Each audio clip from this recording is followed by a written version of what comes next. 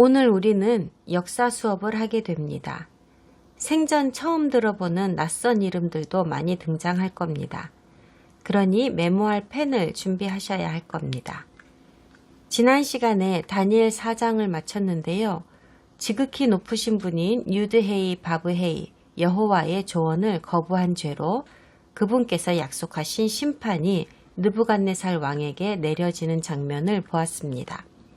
히브리어로는 엘, 아람어로는 일레이라고 부르는 이 신은 인간 세상의 모든 권력과 왕좌를 세우기도 하시고 폐하기도 하시는 분이십니다. 신은 오로지 한 분이라는 유일신 개념은 당시를 살던 사람들에게는 전혀 이해할 수 없는 엉뚱한 생각이었습니다. 오직 한 신만이 존재하며 그분께서 이 땅의 모든 왕국을 다스리신다는 이 유일신 개념은 각 나라마다 여러 개의 독특한 특성을 가진 복수의 신들이 있어서 각 나라의 여러 분야의 운명을 결정한다고 생각하던 당시의 범우주적인 관점과는 너무나 동떨어진 개념이었습니다. 여러 신들은 일반적으로 자기가 맡은 나라들이 있고 그 나라의 영역 안에서만 영향력을 발휘한다고 그들은 생각하였습니다. 그러므로 느부갓네살에게 있어서 오로지 한 분 하나님이 온 땅의 나라들을 다스린다는 개념을 받아들이기에는 이해 안 되는 점이 많았습니다. 그 신이 하필이면 포로로 잡혀있는 유대인들의 하나님이라니요. 일단 다니엘 4장을 좀 먼저 읽어보겠습니다. 33절부터 끝까지 읽겠습니다. 바로 그때에 이 일이 느부갓네살에게 응함으로 내가 사람에게 쫓겨나서 소처럼 풀을 먹으며 몸이 하늘 이슬에 젖고 머리털이 독수리털과 같이 자랐고 손톱은 새발톱과 같이 되었더라. 그 기한이 참에 나 느부갓네살이 하늘을 우러러 보았더니 내 총명이 다시 내게로 돌아온지라. 이에 내가 지극히 높으신 이에게 감사하며 영생하시는 이를 찬양하고 경배하였나니 그 권세는 영원한 권세요 그 나라는 대대에 이르리로다. 땅의 모든 사람들을 없는 것 같이 여기시며 하늘의 군대에게든지 땅의 사람에게든지 그는 자기 뜻대로 행하시나니 그의 손을 금하든지 혹시 이르기를 네가 무엇을 하느냐고 할 자가 아무도 없도다. 그때에 내 총명이 내게로 돌아왔고 또 내 나라의 영광에 대하여도 내 위엄과 광명이 내게로 돌아왔고 또 나의 모사들과 관원들이 내게 찾아오니 내가 내 나라에서 다시 세움을 받고 또 지극한 위세가 내게 더하였느니라. 그러므로 지금 나 느부갓네살은 하늘의 왕을 찬양하며 칭송하며 경배하노니 그의 일이 다 진실하고 그의 행하심이 의로우심으로 교만하게 행하는 자를 그가 능히 낮추심이라. 지금 보신 사건은 실제로 견고하게 확립되어 있는 성경의 패턴 하나를 증명하여 주고 있습니다. 그것은 하나님의 심판으로 곧 재앙이 닥치리라는 경고를 받은 시점부터 실제로 그 재앙이 일어날 때까지의 시간이 많이 지체되는 것처럼 느껴지지만 일단 그것이 시작되면 댐이 한순간에 붕괴되는 것 같이 눈 깜짝할 사이에 진행된다고 하는 패턴입니다. 33절에는 원래 1시간 안에 이 일이 왕에게 응했다라는 관용구가 쓰여 있었습니다. 1시간 안이라고 쓰여 있던 부분은 한글 성경처럼 바로 그때, 즉시로, 곧바로 무언가가 일어났다고 해석하는 게 맞습니다. 29절을 보니까 다니엘이 느부갓네살의 나무의 꿈을 해석하여 줌으로써 왕으로 하여금 여호와 하나님을 지극히 높으신 하나님으로 인식하게 만든 이후 이번 일이 일어나는 데까지 걸린 시간은 1년이었다고 쓰여 있습니다. 이와 마찬가지로 메시아께서 오실 것이며 못 박히실 것이며 묻히실 것이며 부활하실 것이라는 경고가 수세 기에 걸쳐 오랫동안 예언되었지만 결국 이 모든 예언의 사건은 불과 72시간도 안 걸리는 사이에 한꺼번에 다 성취된 것에서도 이 패턴을 찾을 수 있습니다. 그리고 우리 신자들이 그렇게 오랜 세월 동안 기다려온 마지막 때의 예언들도 이와 마찬가지입니다. 그리스도의 재림과 아마겟돈 전쟁과 하나님의 천사들에 의해 이 땅의 모든 거주민들에게 부어지리라고 하신 21개의 재앙과 이 땅 위에서의 가시적인 메시아 왕국인 예루살렘의 건설에 대한 예언도 오랜 세월 동안 우리에게 전해져 왔습니다만 이 모든 예언 역시도 도대체 무슨 일이 일어나고 있는 건지 정신을 못 차릴 정도로 빠른 시간 안에 매우 신속하게 진행될 것입니다.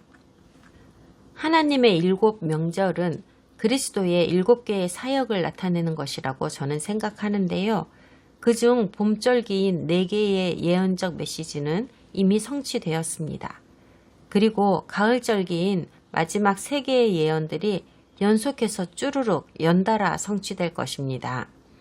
일단 이 예언이 성취되기 시작하면 불과 22일이나 23일 정도에 다 이루어질 것이라고 저는 생각합니다. 메시아의 예배자들이 무엇을 찾아서 어떻게 준비해야 할지를 알고 있지 못하면 막상 이 일들이 일어날 때에 무슨 상황인지를 알지 못하게 되고 남들과 똑같이 당황하게 될 것이며 믿지 않는 사람들에게 성경 예언의 확신을 주지도 못하게 될 겁니다. 원래 성경 원본에는 28절부터 33절까지의 부분이 한글 성경처럼 1인칭 대명사인 나로 적혀 있지 않습니다. 3인칭 대명사인 그로 적혀 있습니다. 아니나 다를까 뜬금없이 갑자기 화자가 전환된 이 부분을 문제 삼아서 성경 비평학자들은 또다시 다니엘서가 순전 뻥이고 멍청하게 만들어진 책이라고 핏대를 세웁니다. 화자가 1인칭이었다가 3인칭이었다가 하는 것은 그렇게 좋은 문학 형식이 아니라고 그들은 지적합니다. 그러므로 다니엘서라고 알려진 이 책은 여러 사람의 손에 의해 만들어진 허구의 소설일 가능성이 높다고 비평가들은 말합니다.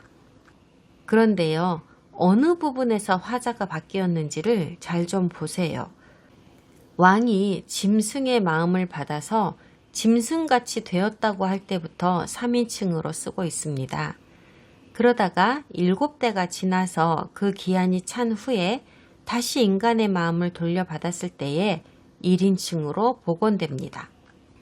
느부갓네살 왕의 입장에서는 정신 이상이 되어 소처럼 살며 들의 풀을 먹던 그 자는 본인이 아니었던 겁니다. 그 존재는 이 세상의 왕이었던 자신이 아닌 거죠. 육체 이탈 같은 걸 경험한 것입니다. 재활치료를 하는 마약 중독자들이랑 비슷하다고 보시면 될 것 같습니다. 완치된 환자에게 본인이 중독되어 있었을 때의 영상을 보여주면 지금의 자신과는 너무나도 딴판인 것을 보고 저건 내가 아니라며 경악하는 것과도 같습니다.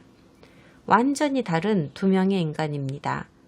하나는 내가 나라고 인식하는 인간이고 다른 하나는 내가 아닌 인간입니다.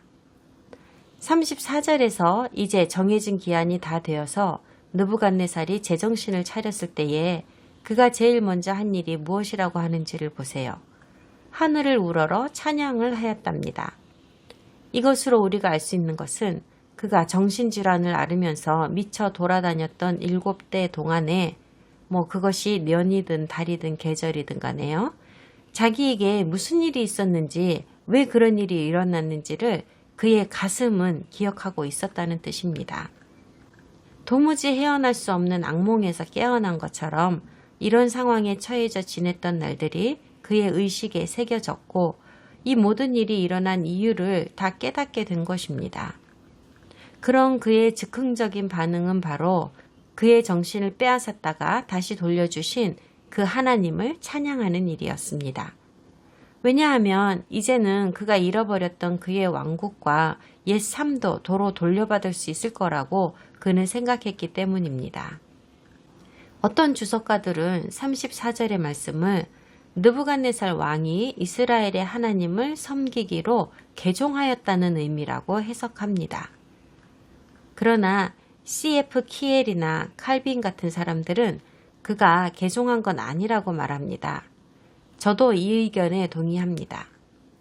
어느 쪽의 의견이 정답이라고 할 만한 충분한 근거는 없습니다만 어쨌든 느부갓네살은 이제 지극히 높으신 분이 누구인지를 이해하는 데 있어서만큼은 괄목할 만한 진보를 보이는 것 같습니다. 그는 온 땅을 주관하시는 주님의 완전한 주권과 전능성을 인정하게 되었거든요. 그럼에도 불구하고 이 왕은 아직도 이 신의 정식 이름은 알지 못하는 것 같습니다. 하나님을 그분의 이름으로 부르는 대목이 전혀 없기 때문입니다. 그 대신에 그는 37절에서 이스라엘의 하나님인 여호와께 새로운 타이틀을 붙였습니다. 하늘의 왕이라고 합니다. 왕이 이렇게 경건하게 고백한 이유는 그저 느부갓네살 자신이 실제로 겪은 이 끔찍한 경험을 통하여 이 신이 세상에 미치는 영향은 다른 신들과는 비교할 수 없을 만큼 크다는 것을 알았기 때문이지 그 이상은 아닙니다. 하늘의 왕이라는 단어는 사실은 신이나 귀신을 일컫는 관용어인 The Man Upstairs 정도의 뉘앙스를 가지고 한 말인데 이 관용구는 높은 층에 계시는 분이라고 직역되지만 사실은 영적 존재를 의미하는 표현입니다. 모호하게 이런 표현을 쓰기는 하였지만 하나님은 그분께서 하고자 하시는 일은 무엇이든 할 수 있는 분이라는 것만큼은 왕도 확실하게 알게 되었습니다. 제가 이전에 다니엘을 시작할 때에 이런 말씀을 드렸습니다. 느부갓네살 왕은 하나님 보시기에 특별히 악한 자는 아니었다고요. 오히려 그는 하나님의 유용한 종이었습니다. 어떤 랍비들은 그를 출애굽기의 파라오와 비교하기도 하는데요. 잘못 짚어도 한참 잘못 짚었습니다. 그와 비교해서는 안 됩니다. 파라오는 하나님의 백성을 볼모잡은 죄로 자기 나라를 스스로 파괴시키는 자의 말로를 보여주는 본보기로 사용된 자입니다. 그는 고집스럽고 사악한 자였습니다. 그래서 하나님께서는 그분의 백성을 망치질하기 위한 모루로 그를 사용하셨습니다. 우리는 아직까지는 느부갓네살이 특별히 유대인을 미워했다는 대목은 보지 못했습니다. 오히려 느부갓네살 왕은 다니엘, 사드락, 메삭, 아벳느고 이 4명의 유대인을 자기 제국의 수도에서 제일 높은 고관의 자리에 앉히기까지 하였습니다. 이 청년들을 불타는 용광로에 던져 넣은 것은 전혀 다른 이야기입니다. 금신상에 절을 하라는 그 명령은 온 제국의 모든 사람에게 내려졌던 것이니까요. 바빌론 사람들이 유대인을 특별히 겨냥하여 못된 짓을 했다는 기록은 전혀 찾아보지 못했습니다. 에스더서를 보면 더 잘 알 수 있습니다. 에스더서의 배경인 바사의 아하수에로 왕 때에 바사 왕이 바빌론에 있는 유대인들에게 고향인 유다로 돌아가도 좋다고 명하였는데요. 아주 소수의 사람들만 돌아갔고 대다수 유대인이 스스로 바빌론에 남기를 선택하였습니다. 그곳에 남기를 선택했다는 것은 뭡니까? 핍박받고 학대받은 사람들에게서 나오는 반응은 절대로 아니지요. 그리고 그로부터 몇백 년 후에는 바빌론이 놀랍게도 유대교의 3대 중심 도시로 성장하게 됩니다. 예루살렘을 중심으로 하여 알렉산드리아, 이집트와 함께 말이죠. 다니엘 5장으로 넘어가겠습니다. 먼저 5장을 다 읽어보겠습니다. 벨사살 왕이 그의 귀족 1000명을 위하여 큰 잔치를 베풀고 그 1000명 앞에서 술을 마시니라. 벨사살이 술을 마실 때에 명하여 그에 붙인 느부갓네살이 예루살렘 성전에서 탈취하여 온 금 은그릇을 가져오라고 명하였으니 이는 왕과 귀족들과 왕후들과 후궁들이 다 그것으로 마시려 함이었더라.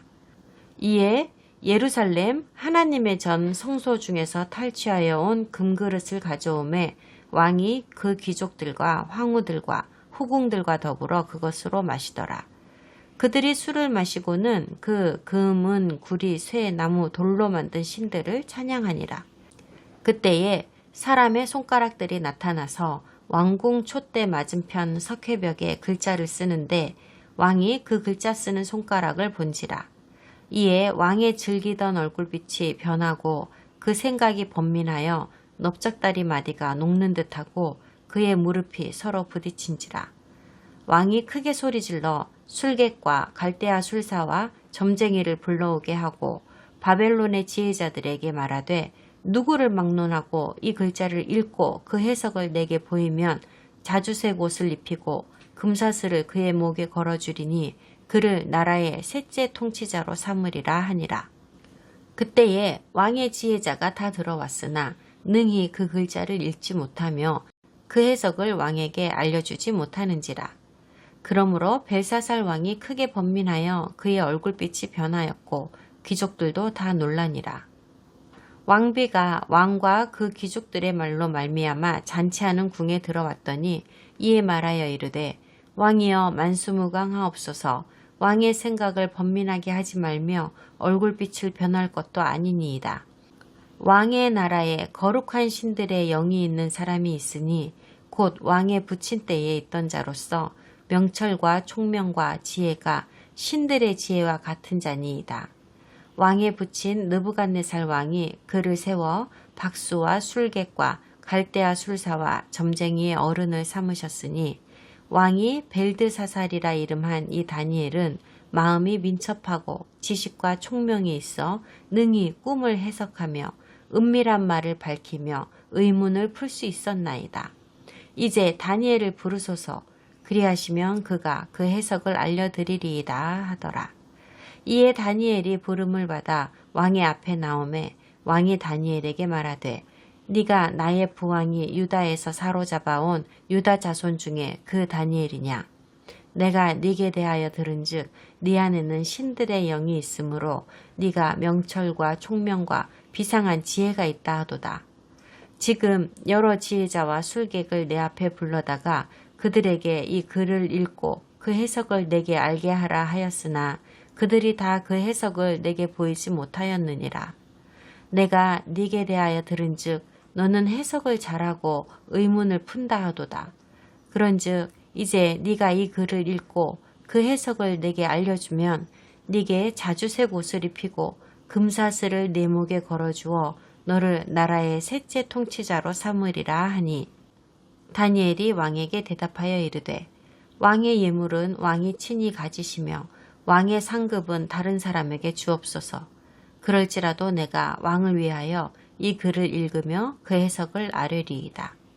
왕이여 지극히 높으신 하나님이 왕에 붙인 느부갓네살에게 나라와 큰 권세와 영광과 위협을 주셨고 그에게 큰 권세를 주셨으므로 백성들과 나라들과 언어가 다른 모든 사람들이 그의 앞에서 떨며 두려워하였으며 그는 임의로 죽이며 임의로 살리며 임의로 높이며 임의로 낮추었더니 그가 마음이 높아지며 뜻이 완악하여 교만을 행함으로 그의 왕위가 패한 바 되며 그의 영광을 빼앗기고 사람 중에서 쫓겨나서 그의 마음이 들짐승의 마음과 같았고 또 들나귀와 함께 살며 또 소처럼 풀을 먹으며 그의 몸이 하늘 이슬에 젖었으며 지극히 높으신 하나님이 사람 나라를 다스리시며 자기의 뜻대로 누구든지 그 자리에 세우시는 줄을 알기에 이르렀나이다.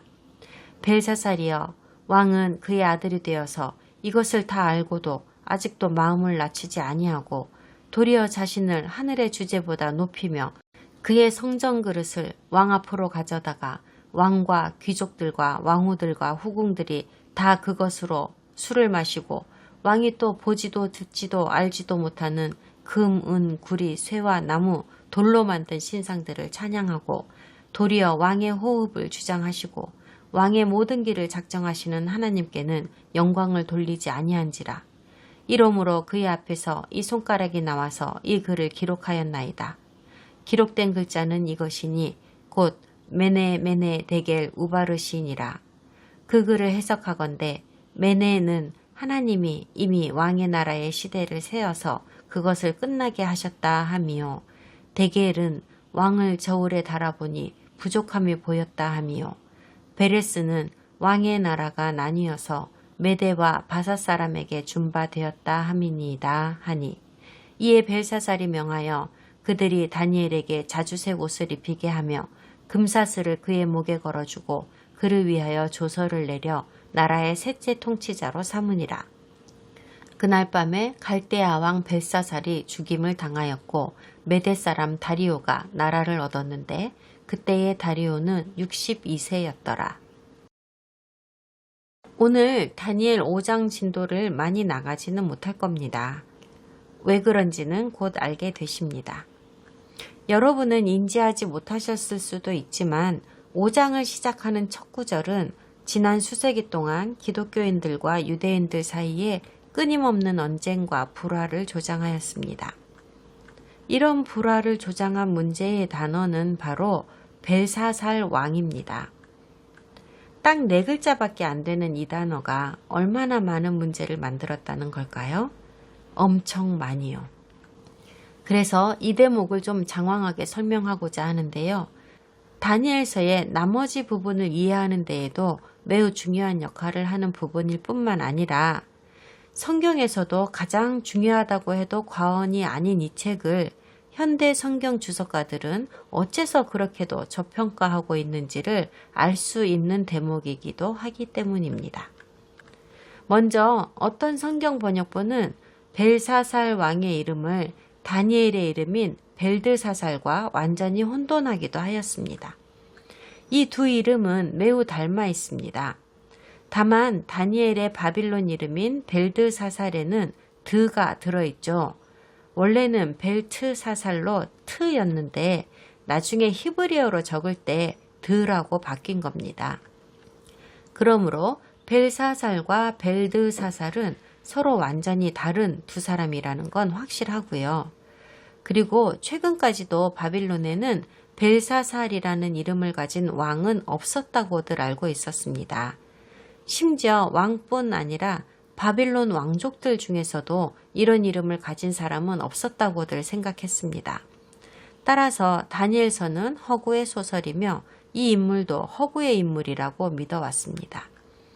그런데 놀랍게도 최근에 고고학적으로 발굴된 돌판에 벨사살이라는 이름이 떡하니 적혀 있는 것이 확인되었고 그로 인해 그에 대한 성경적 진술도 사실임이 증명되었습니다. 그래서 우리는 역사적으로도 성경적으로도 그가 실존했던 인물이며 왕족이었음을 단번에 증명할 수 있게 되었고 다니엘서에 대한 회의론자들의 주장도 반박할 수 있게 되었습니다. 깔끔하게 정리되었죠. 그런데 문제가 또 있었습니다. 벨사살과 관련하여 다니엘서 5장 10절부터 12절에 적혀있는 말씀 때문에 또 다른 문제가 발생하는 겁니다. 일단 무엇라고 적혀있는지 그 부분을 한번 읽어봅시다. 왕비가 왕과 그 귀족들의 말로 말미암아 잔치하는 궁에 들어왔더니 이에 말하여 이르되 왕이여 만수무강하옵소서 왕의 생각을 번민하게 하지 말며 얼굴빛을 변할 것도 아니니이다. 왕의 나라에 거룩한 신들의 영이 있는 사람이 있으니 곧 왕의 부친 때에 있던 자로서 명철과 총명과 지혜가 신들의 지혜와 같은 자니이다. 왕의 부친 느부갓네살 왕이 그를 세워 박수와 술객과 갈대아 술사와 점쟁이의 어른을 삼으셨으니 왕이 벨드사살이라 이름한 이 다니엘은 마음이 민첩하고 지식과 총명이 있어 능히 꿈을 해석하며 은밀한 말을 밝히며 의문을 풀 수 있었나이다. 이제 다니엘을 부르소서 그리하시면 그가 그 해석을 알려드리리이다 하더라. 바로 이 대목입니다. 역사학자들과 성경 주석가들이 계속 문제 삼고 있는 그 문제의 구절이요.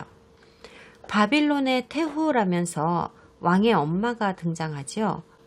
CJB 성경도 테후라고 번역하였는데 추정일 뿐입니다.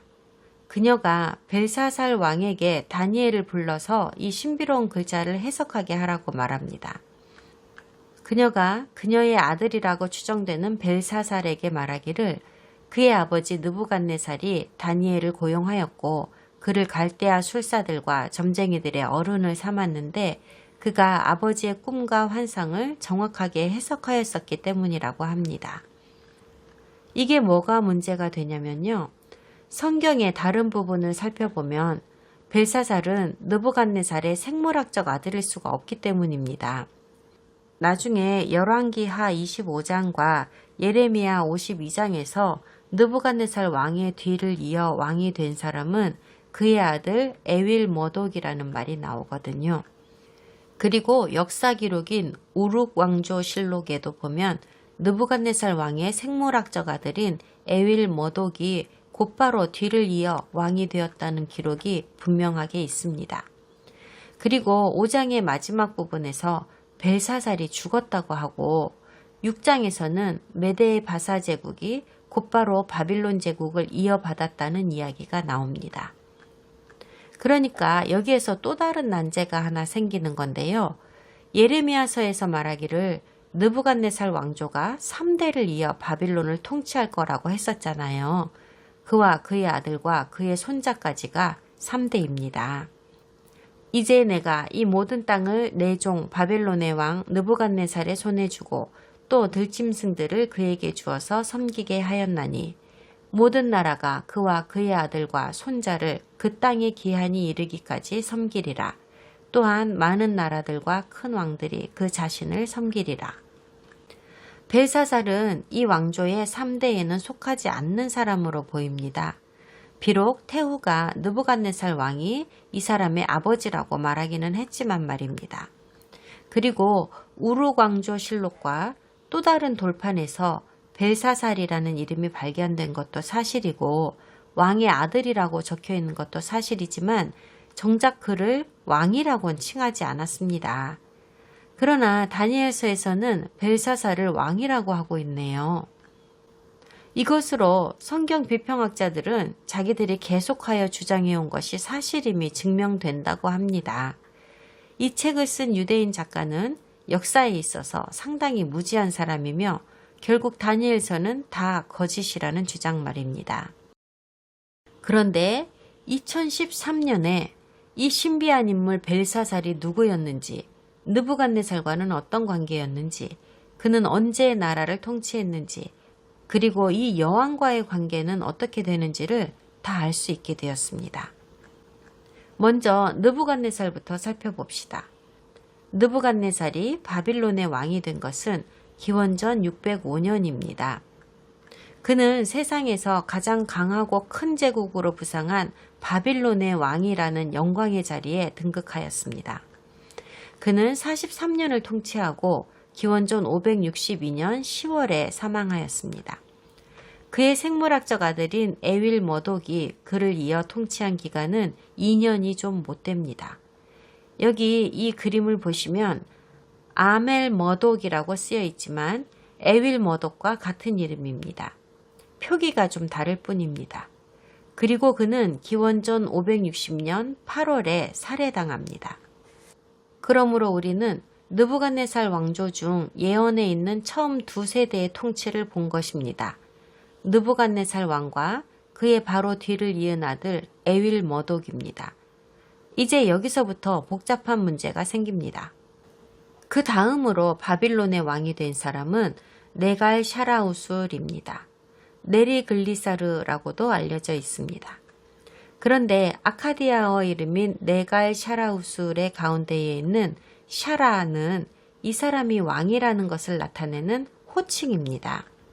그런데 에윌 머독의 뒤를 이은 이 왕은 사실 느부갓네살의 딸이자 에윌 머독의 누이와 결혼한 사람으로 즉 느부갓네살의 사위입니다. 네리글리사르라는 이 남자는 에윌 머독과는 처남 매부 관계였으므로 혈연 관계는 아니더라도 왕의 가족인 것은 맞습니다. 그리고 느부갓네살의 사위이므로 이 왕조의 일원인 것도 맞고 합법적으로 왕위를 이어받은 세 번째 왕인 것도 맞습니다. 그런데요, 그는 느부갓네살의 아들도 손자도 아니니까 핏줄이라고는 할 수 없잖아요. 예레미야서에서 하신 말씀과는 다르죠. 한마디 덧붙이자면 에윌 머독은 살해를 당했는데 네리글리사르에게 살해당했다는 증거는 없습니다. 하지만 에윌 머독이 죽으면 가장 이득을 볼 사람은 그였기 때문에 그가 에윌 머독의 죽음과 아무런 관계가 없을 것이라고 보기도 어렵습니다. 어쨌든 네리글리사르는 이로부터 4년을 더 살다가 기원전 556년 4월에 죽었습니다. 그리고 네리글리사리의 어린 아들이 기원전 556년 5월에 그의 뒤를 이어 왕이 되었습니다. 이 어린 왕인 라바쉬 머독은 겨우 3개월에서 9개월 정도밖에는 통치하지 못하고 암살당하였습니다. 그리고 이 시점부터 왕좌에 오른 사람은 아무도 합법적인 느부갓네살 왕의 혈통이 아니었습니다.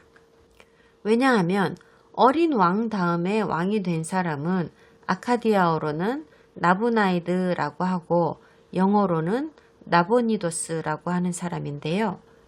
나보니도스는 군대 장관 계급 중에서 선출되어 바빌론의 새로운 왕이 된 사람입니다.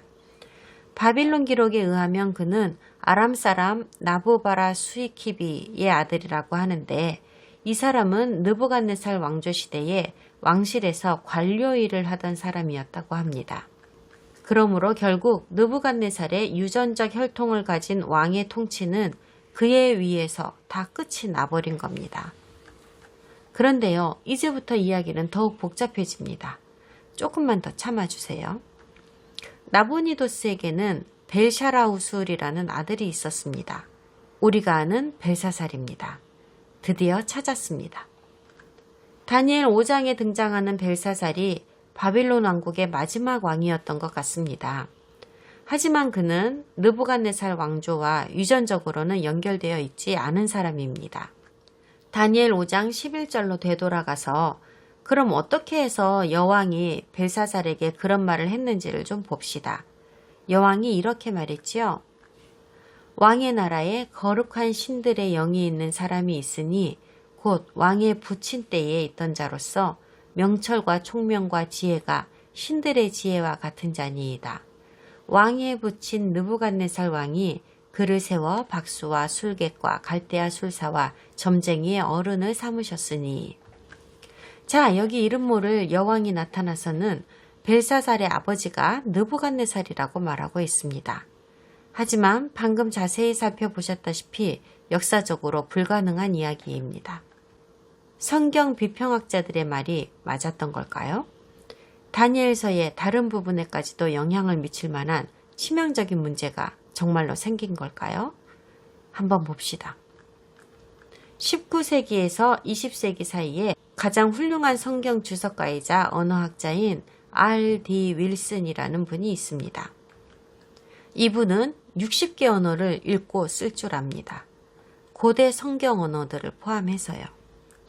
다니엘서 연구라는 자신의 저서에서 그는 상당히 두꺼운 분량에 걸쳐서 성경 안에서의 아버지, 아바라는 단어의 용례에 대하여 설명하였는데 최소한 8가지의 용례로 이 단어가 쓰인다고 하였습니다. 그리고 모든 용례는 모두 고대 중동의 문화 안에서 이해되어져야 한다고도 하였습니다. 첫 번째로 생물학적 용례로서의 아버지입니다. 우리 모두가 일반적인 상식으로 이해하는 그 아버지 말입니다. 두 번째로 생물학적 할아버지로서의 아버지를 말합니다. 아버지의 아버지 말입니다. 셋째로 또한 입양된 아들의 아버지도 당연히 아버지라고 하죠. 생물학적 아버지도 아니고 같은 부족도 아니고 한 핏줄을 나누지도 않았지만 말입니다. 넷째로 양아버지도 아버지입니다. 새로 결혼한 여자가 다른 남자에게서 난 아들을 데리고 오면 양아버지가 되지요. 다섯째로 그리고 또 단순히 조상들을 모두 아버지라고 종종 표현하기도 했습니다. 자기 부족이나 지파의 선조들을 다 싸잡아서 아버지라고도 불렀습니다. 여섯 번째로 그리고 한 부족을 설립한 창시자 역시도 아버지라고 부릅니다. 히브리 민족의 설립자인 아브라함도 이와 같은 경우죠. 히브리인들은 아브라함을 지금도 그들의 아버지라고 부르고 있습니다. 일곱 번째로 어떤 경우에는 왕을 애정어린 표현으로 호칭하는 경우에도 아버지라고 합니다.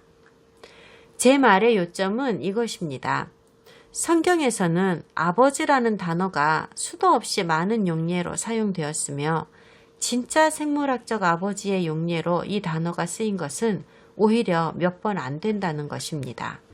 그런데 기독교의 평신도들이나 목사들, 주석가들은 성경의 족보를 보면서 아버지라고 쓰인 부분을 곧잘 오해하였습니다. 몇 세대를 건너뛴 족보를 설명하면서 할아버지라고 해야 할 선조들에 대해서도 모두 다 아버지라고 적어놓는 경우가 허다했거든요. 그러니까 여왕이 벨사살에게 한 말을 해석함에 있어서 우리에게는 두 가지 선택지가 있습니다. 아버지라는 말을 생물학적 관점에서 볼 것인가, 아니면 다른 용례로 쓰인 것으로 볼 것인가입니다. 성경이 잘못된 것이 아니라면요. 느부갓네살을 아버지라고 묘사한 것은 벨사살이 진짜로 느부갓네살의 생물학적 아들이어서가 아니라 그저 당시의 일반적인 용례로서의 바빌론 제국의 조상들을 통틀어 칭한 것이며, 여러 용례 중 특별히 선왕을 경외하는 애정어린 표현의 용례였다는 것을 이해하여야 합니다. 더욱이 이 장은 아람어로 기록되어 있기 때문에 여전히 바빌론식 관점으로 풀어나가고 있다는 점도 기억하셔야 합니다. 그러므로 이러한 지식을 얻은 후라면 그 답은 매우 명확해진다고 하겠습니다. 그리고 4장의 마지막 부분에서 느부갓네살이 다시 인간의 마음을 돌려받았다고 한 걸 보았는데, 그 시점부터 벨사살이 바빌론의 왕이 되어 있는 5장의 이 시점까지는 어느 정도의 시간이 흘렀다는 것도 우리는 알 수 있습니다. 그런데 4장의 마지막 구절에서부터 5장의 첫 구절까지의 사이에 느부갓네살의 뒤를 이어 바빌론의 왕이 된 사람도 여럿이 있었다는 것 역시 아까 그 도표를 통해 알 수 있는데요. 그럼에도 불구하고 실상 세월은 그리 많이 흐르지는 않았습니다. 느부갓네살이 죽고 벨사살이 바빌론을 다스리기 시작했을 때까지 걸린 시간은 겨우 12년이었습니다. 그러니까 결국 바빌론이 메데 바사에게 넘겨지는 혼란에 빠질 것이라고 하나님께서 느부갓네살에게 약속하신 3대 왕조의 말씀은 다니엘 5장이 시작하기 전에 다 성취된 것이었습니다. 그러므로 5장은 바빌론 제국의 마지막 순간을 그린 것이고, 여호와께서는 지금 바빌론을 벌하시기 위하여 다른 나라에 바빌론을 넘겨주는 절차를 진행하고 계시는 겁니다. 좀 다른 관점에서 이 이야기를 보시겠습니다. 유대인들이 바빌론으로 망명하여 보낸 세월이 전부 70년인데 그중 43년을 느부갓네살에게 통치받았습니다. 그리고는 나머지 27년 동안은 바빌론의 나머지 다른 왕들과 바사의 첫 번째 왕, 그리고 메대의 여러 왕들에 의해 통치받았습니다. 벨사살에 대한 아주 중요한 얘기 하나만 더 살펴보고 다음으로 넘어가겠습니다. 그는 정말로 왕이었을까요? 아니면 그냥 나보니도스의 아들일 뿐이었을까요? 이들의 이야기를 해드리겠습니다. 나보니도스는 군대 장관이었습니다. 처음 12년, 13년 동안은 군대를 통솔하면서도 최선을 다해서 나라를 다스렸습니다. 그가 주로 군대를 주둔시켰던 곳은 아라비아 반도 지역이었습니다. 그는 처음에는 보안을 강화하기 위하여 트랜스 요르단의 광범한 지역에 진을 쳤습니다. 그리고 자신은 아라비아의 중심에서 요새와 경계를 강화하는 데 10년을 보냈습니다. 그가 왜 그런 행동을 했는지는 명확하지 않습니다. 고대 기록문에도 그 설명은 없기 때문에 쓸데없는 추정은 하지 않는 것이 좋을 겁니다. 하지만 이런 결론을 도출할 수 있습니다. 그는 바빌론의 왕이었지만 군대를 통솔하고 아주 먼 지역에까지 원정을 나갔을 겁니다. 그리고 한 번 나가면 몇 년씩 걸리기도 했을 겁니다. 이렇게 싸돌아다니면 소는 누가 키웁니까? 원정을 나가고 싶다고 왕의 지위를 포기할 수 있었을까요? 소 키우라고 남겨둘 사람이 필요했겠지요. 그 답이 바로 그의 아들 벨사살이었던 겁니다. 아보니도스는 자기가 없는 동안에 나라를 꿀꺽하지 않고 잘 지키고 있을 만한 누군가가 필요했습니다. 자기 가족 중 누군가를 그 자리에 앉히는 것은 너무나도 당연한 일 아니겠습니까? 국회나 위원회에 나라를 맡기는 것은 그리 좋은 생각이 아닙니다.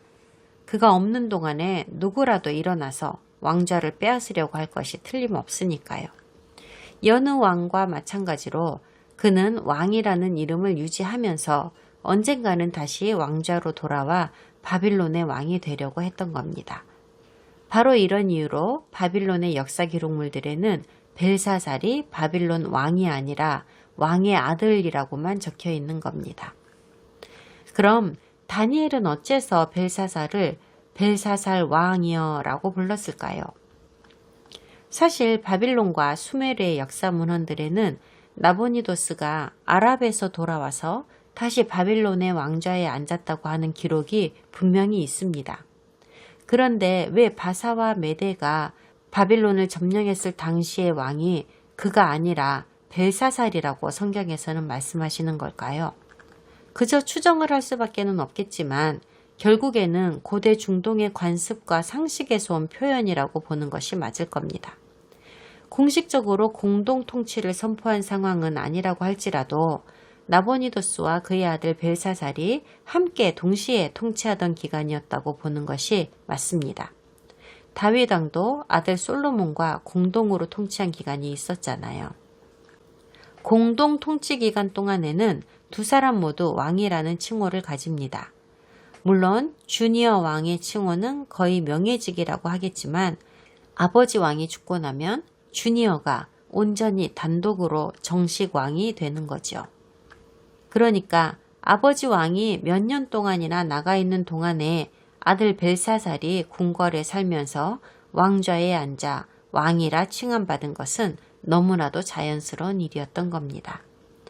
나보니도스는 그가 통치한 13년 동안 거의 집에 붙어있지를 않았으니까요.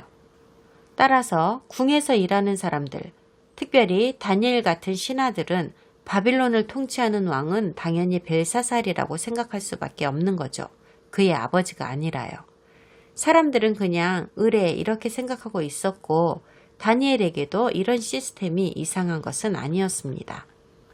역사 문헌들을 보면 아버지와 함께 통치하던 처음 13년 동안에 벨사살이 여러 고관들을 임명하였는데 그에게 임명받은 이 고관들은 그의 아버지가 돌아온 이후 마지막 4년 동안에도 벨사살을 왕좌에 그대로 앉혀 놓았다고 합니다. 메대 바사가 바빌론을 점령하는 그 순간까지도요. 그 역사 문헌들에는 나보니도스가 바사의 포로로 잡혔다는 내용도 있는데 그는 죽임을 당하지는 않았다고 합니다. 그런데 그의 아들 벨사살이 어떻게 되었는지는 기록물에 특별한 언급이 없습니다. 그러니까 부왕인 그의 아버지 나보니도스에 대한 언급이 성경에는 없다고 하더라도 바빌론이 점령되었을 때 벨사살이 죽임을 당했다고 적힌 다니엘서가 잘못되었다고 주장할 만한 이유도 사실 없는 겁니다. 실제로는 나보니도스는 바빌론이 침략당했다는 소식을 듣고 바빌론에서 13마일 남쪽에 있는 보시파로 탈출했고 아들 벨사살은 바빌론을 방어하기 위하여 뒤에 남겨져 있었습니다. 그런데 다니엘은 벨사살이 침략을 당해서 죽었다는 결론만 우리에게 말해 주었지 구체적인 상황에 대해서는 알려주지 않은 것뿐입니다. 그러므로 다니엘서는 바빌론 왕조의 역사를 기록한 모든 문헌들과 완벽하게 들어맞고 있는 겁니다. 다니엘이 혹은 비평가들이 이름 모를 저자라고 하는 이 책의 작가가 벨사살을 왕이라고 칭하고 있음에 태클을 거는 이런 행위는 전직 대통령이 대통령직에서 물러나도 여전히 대통령이라 불리는 것에 대해 태클을 거는 행위와도 같습니다. 미국에서는 오랜 전통에 의해서 여전히 그렇게 부르고 있습니다. 이것을 잘못되었다고 말할 수는 없습니다. 지금으로부터 수백 년이 흐른 미래의 사람들이 미국 역사를 돌아보면서 같은 시기에 살았던 사람 중에 대통령이라는 직함을 가진 사람이 엄청 많았던 것을 본다면 지금 우리랑 마찬가지로 역사가 전부 허구로 기록되었다고 태클을 걸 수도 있지 않겠습니까? 이와 똑같은 경우입니다. 다시 다니엘 5장 1절로 돌아가 보죠. 이제 바빌론 제국의 마지막 몇 년 동안에 이 왕조에서 무슨 일이 일어났던 것인지를 이해할 수 있으시겠죠? 이 당시에는 나보니두스 왕이 저 멀리 원정을 나가 있었습니다. 그래서 그의 아들 벨사살이 그를 대신하여 계속해서 나라를 다스리고 있었으며, 이런 상황 속에서 이제 곧 우리가 보게 되는 이런 일들이 일어나는 겁니다. 벨사살이 잔치를 배설했답니다. 1,000명이 참가했다고 하죠. 물론 이 숫자는 어림 숫자입니다. 정부의 주요 관료들과 지도자들과 부유한 재벌, 귀족들이 이 파티에 왔을 것인데, 이 숫자는 굳이 과장해서 말한 건 아닌 것 같습니다. 여러 기록들을 보면 왕들이 보통 이 정도 규모의 파티는 늘상 개최했던 것으로 보입니다. 더 큰 것도 여럿 있었고요. 알렉산더 대왕의 결혼식에는 공식적인 숫자로만도 10,000명이 넘는 사람들이 초대되었다고 합니다. 1절의 마지막 부분에서 왕이 그 1,000명 앞에서 와인을 마셨다고 합니다. CJB 성경은 1,000명 앞에서 와인을 마셨다고 번역했는데, 딱히 그들 앞에서 마신 건 아닌 것 같습니다. 왕은 왕의 테이블에 앉아 있을 뿐이지만, 왕은 높으신 분이니까 그의 테이블만 다른 테이블에 비해 더 높은 바닥에 놓여 있는 것이고, 그래서 사람들은 모두 그를 볼 수 있게 되어 있던 겁니다. 그리고 2절을 보니까 여기에서 왕은 평생 후회할 짓을 하고 말았습니다. 그는 교만함 때문에 결국 돌이킬 수 없는 멍청한 짓을 저지르고 말았습니다. 그는 예루살렘 성전에서 노력하여 온 금과 은의 잔들을 가져오라고 했고, 왕의 파티에서 그 잔들로 술을 마시면서 거룩한 잔을 더럽히고 말았습니다. 겁도 없이 감히 이 거룩한 잔으로 흥청망청 술을 마시는 짓을 하였습니다.